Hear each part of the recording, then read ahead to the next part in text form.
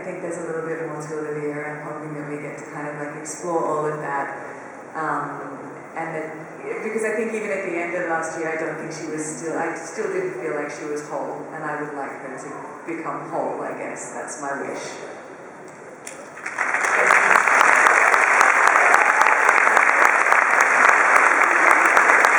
Really, you don't want me to take any more stand there? Look at that, they look so alone. Is that a no? How about just the one that just fell up there? This is enough time. Okay, let me end with this. What is the one kick-ass female cliche you'd like to see eliminated forever? Female cliche? Yes, the female kick-ass cliche you'd like to see eliminated forever. I love my cliches.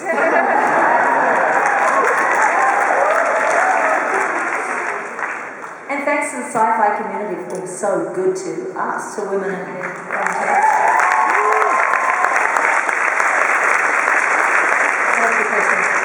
Well, there was, and it's just an auditioning thing, that I'm no good at auditioning for this role. And then I realized, then again, I'm kind of playing that role. So I got confused. But, after Basic Instinct, it became this character, this woman who just wants to have sex and kill people. And I thought that was the oddest combination, and the writing was sort of written that way, like, this sort of Black Widow sort of thing. And I was always horrible at the auditions, and I just got so frustrated. I'm like, who are these people? Like, who created this? And who are these women? I don't think they even exist, And then I'm like, I guess that's Pam, though.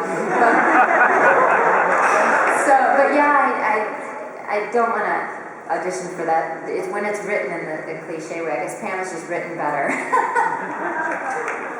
Anna, what about you? Oh, I can't think. Can I Yeah, we come back to you, Sarah. It's your turn.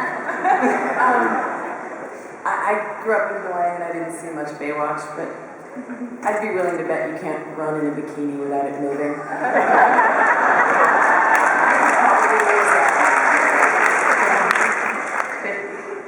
What about you, Nikki? Don't make it serious. I just feel like, as much as we talk about change and things are changing, and I'm still very young, so I've been sort of in a bubble.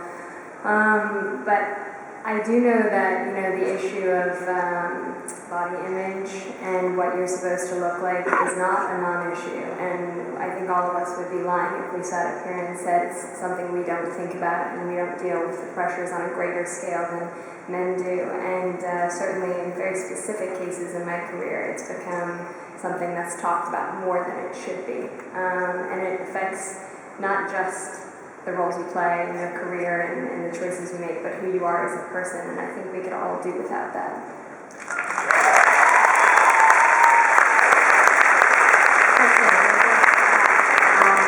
I agree with what Nikki's saying very strongly. That's really important.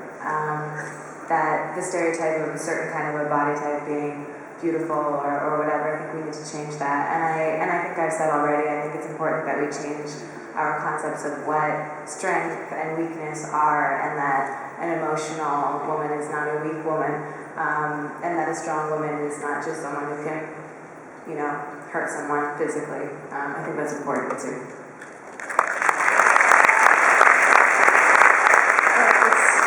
That's the question, but going on from that, I think that's actually one thing we were talking earlier about, and you saying it doesn't always, kick-ass doesn't always have to be meaning physically kick-ass, but it's interesting because, to be like physically strong, you actually do have to be physically strong when you look at the actresses next to their stunt doubles often, and, that's like what you look at. So I don't know if that's such a bad thing, like being able to actually throw a punch or do that means you gotta eat like a big lunch and you're gonna pump some weights and just, All right, let's all pray that Lucy doesn't go into prison. Thank you so much.